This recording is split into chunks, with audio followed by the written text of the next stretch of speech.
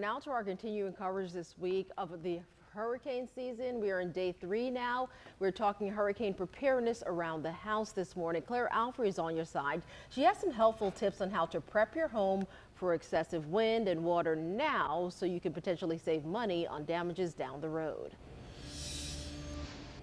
That's right, Keitha. Good morning. And experts with Servpro says that even just treating some areas that could be water prone, whether that's looking at different cracks or even looking at windows right now, can potentially save you thousands of dollars if a storm were to hit in our area come later this hurricane season.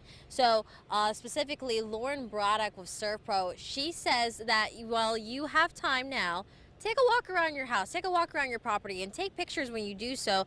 That way you could look at some areas that could potentially be problem spots. And the pictures that you take inside and outside your property could also help along the way when the insurance claim process comes through. So also these pictures could also help when a specialist comes in after a storm to make aware of the areas that they need to treat first. And Braddock also adds it's a lot easier getting a contractor to come in now than later during the beginning of hurricane season than during the time when your neighbors are needing the same kind of services. The more you can do to prevent water coming into your home, the easier it's going to be to put things back together, after the fact, whether it's cleaning out your gutters, cleaning out your storm drains, making sure your windows have been caulked and sealed recently.